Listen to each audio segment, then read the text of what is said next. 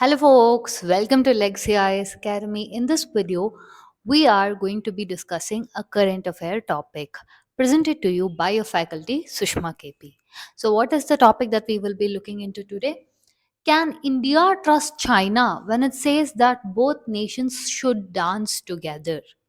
Now, in this video, we will be seeing as to why is it in use, what is the relevance of it to your UPSC, that is your GS paper 2. We will also be discussing in depth about your India China relationship. Okay, let's get the video started. Look at this. China continues to view India from the prism of competition. Unless this approach shifts fundamentally, the sweet nothings about the dance of the elephant and dragon are meaningless. What does this dance of the elephant and dragon mean? We have did another video in Legacy IS Academy, especially about what does dance of elephant and dragon mean. Do check that video out. Now, before we begin the topic, we have a small announcement from Legacy IS Academy. For those of you who are attempting Prelims 2025, we have curated a monthly current affair compilation specifically for your Prelims 2025. For any of you who want to improve your mains answer writing, Legacy IS Academy has started Impact 2025 program. The description box will have the link for both of these. Do check that out. Now coming back to the video.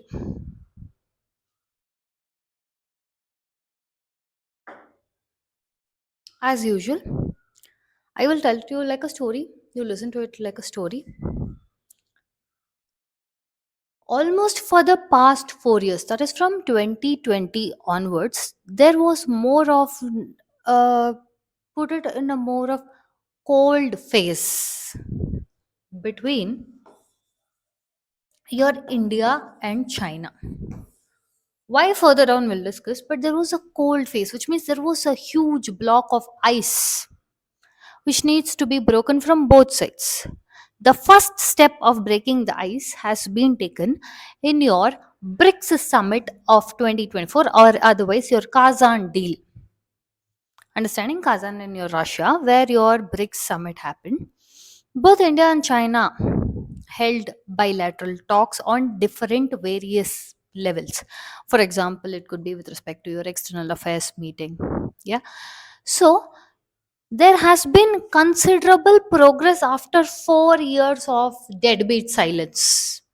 Now, when I say deadbeat silence, apart from meeting in international organizations or meeting for your SEOs, otherwise, if it is not for international implications, bilaterally they didn't do anything. You're India and China.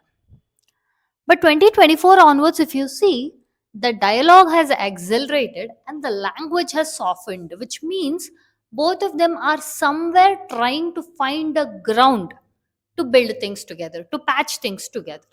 The issue now comes in this only,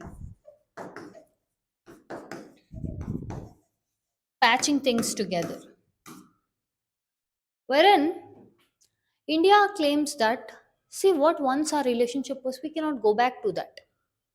What can now happen is build a new relationship together. And what China is telling, what India is telling, we will see it over the course of the video.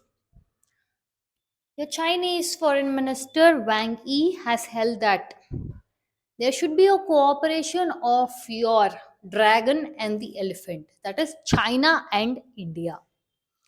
Now he claims that this cooperation now is very important more than ever. To that, our External Affairs Minister, yes, Jaishankar, has pointed out that while speaking to Caterham House, India and China ka relationship is very unique. And one thing is, the relationship that these two countries share has implications on various levels. What are those? That also further down we will see. We'll just build up the measure into this. And one main thing our External Affairs Minister, yes, Jaishankar, pointed out was, first and foremost, what we are trying to work towards in your India China relationship, at least from India's perspective, in a bilateral meeting or in a joint meeting, is to have a more predictable, stable, and positive direction. Why are they telling this is very important for your India China relationship? Why are they telling more predictable, more stable? Why? What has happened that they feel that this is the first step in having a bilateral meeting with them? With respect to India and China, we have varied amount of issues. First thing is your security issues, tense border areas, standoffs, your eastern Ladakh standoffs. Okay, then we also have issue with respect to your transboundary water issues.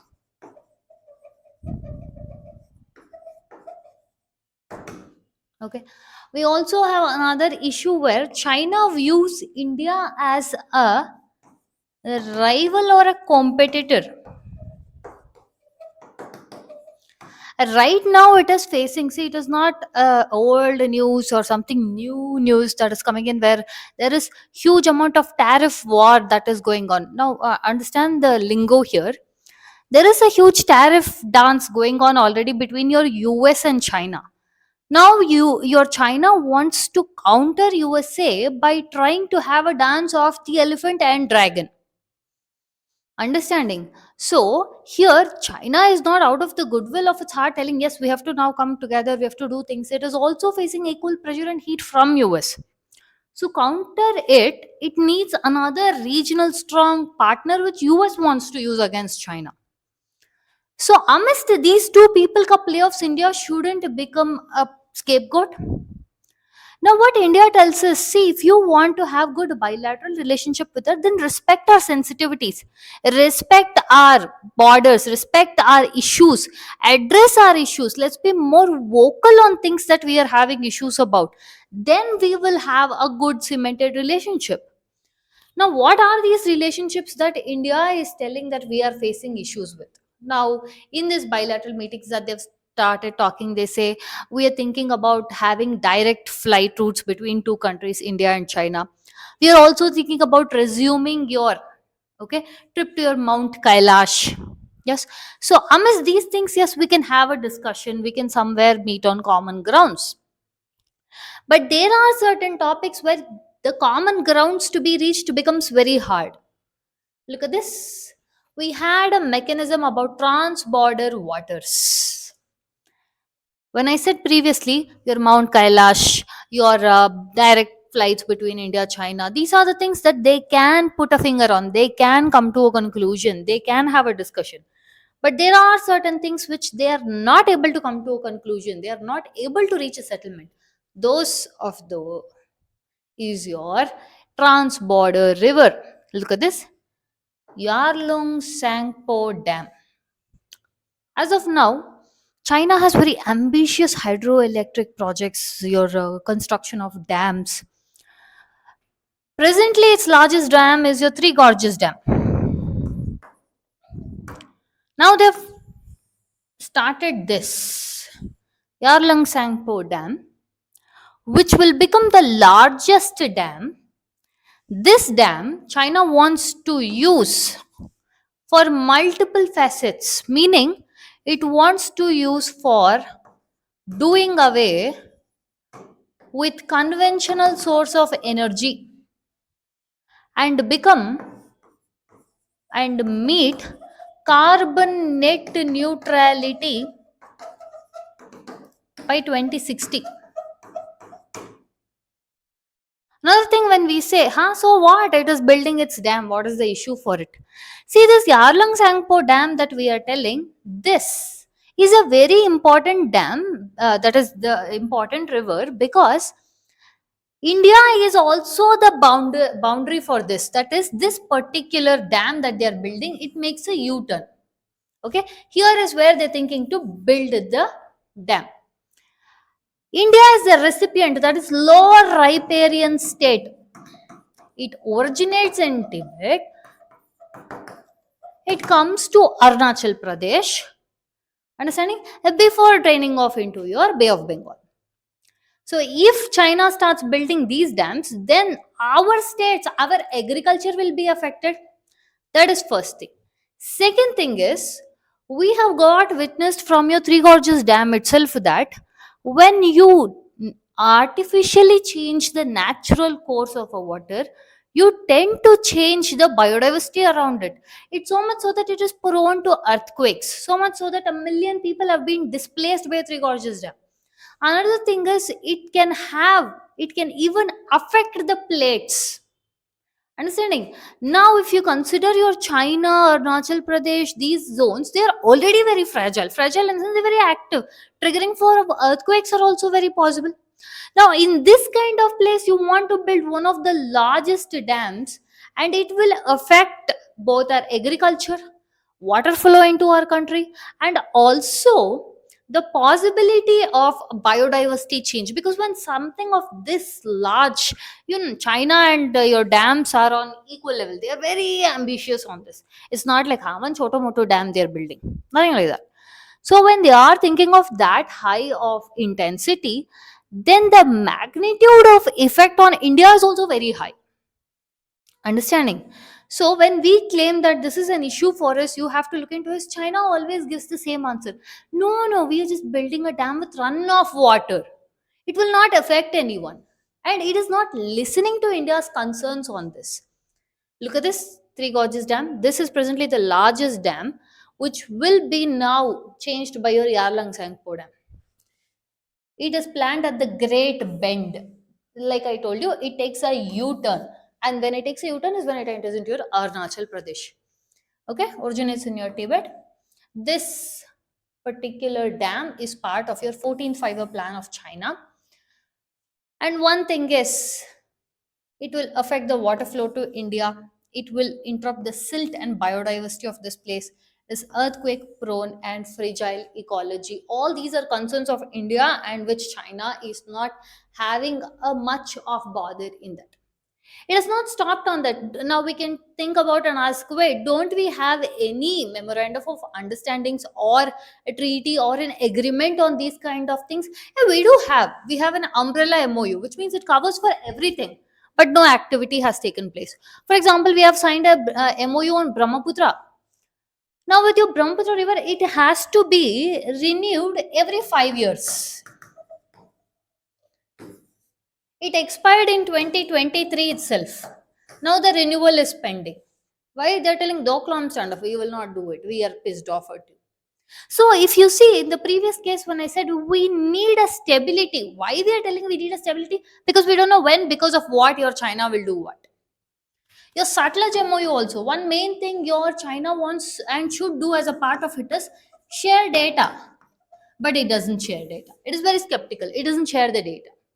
So we are left high and dry hanging. At this point of time, when China tells us we have to do the dance of your elephant and dragon, don't you think it appears like is it just in words or just in actions? Yes. Do we have any international conventions to deal with this? Fine. The bilateral agreements, the MOUs that we have signed, it's not working. Yes, we do have an international agreement. 1997 UN Convention on Law of Non-Navigational Use of International Watercourses. But issue is neither India nor China are not signatory to this. But we both the countries respect the key principles of the framework. Look at this. When our external affairs minister said that the relationship between India and China should be more predictable, stable, and positive direction page should be. We are telling it has to be predictable, stable is because of the past issues we've had with them. 2017 Doklam crisis, 2020 Ladakh standoff. So what happens? Whatever things that we are to share, whatever things we're supposed to do, they put things on hold. So you don't know how they are going to react to when. Now, this is the if you see with regard to two main issues that we are facing. One is the Eastern Ladakh standoff issue, where both the countries, both India and China, are viewing it from very different perspective. For example, your Indian Army Chief General Upendra Dwivedi has told that because of the nature of line of actual control, because of LAC, there is always a degree of standoff between your India and China. And there is, after all these that we have come across, there is no going back to the old state. If at all they want to build something, then let them build new. For example, China wants to have a new set of relationship with your US. Now let them build the same thing with India also. And this time, let them respect what our concerns are. See, for example, your India wants peace and tranquility at the border as the prerequisite for building a good bilateral relationship between your India and China. Whereas your Chinese officials are telling that we should never allow bilateral relations to be defined by the boundary question. We are telling that is something that is very important for us, and you are telling that should not be coming into picture. That should not be the issue. So this is becoming an place where we are reaching a dead end from both the parties. Now your China takes a huge uh, dig at USA, telling that they are trying to play two party things, they are trying to do things that are manipulative. But when China does these things without having any action on its words, see what it tells, every reason to support each other, China moves stronger ties with India, takes a wild dig at US. It tells this, but at the same point of time its actions are different. See, when your Yes Jaishankar tells, we want a stable relationship, but we want a relationship where our interests are respected, our sensitivities are recognized, where it works for both of us. Meeting that ground has been the challenge in your India China bilateral relationship. Again, they go off to tell your Chinese officials, Chinese external official, your Wang Yi goes on to tell, we have to support each other rather than undercut each other, work with each other rather than guard against each other. They tell this, but at the same point of time, China has made sure that it has warned its investors of investing in India. They are always anxious about India taking a good place in export production, especially with respect to solar energy. They also actively block the transfer of equipments, machinery, technical personnel to India. This indicates that China is always seeing India in an aspect of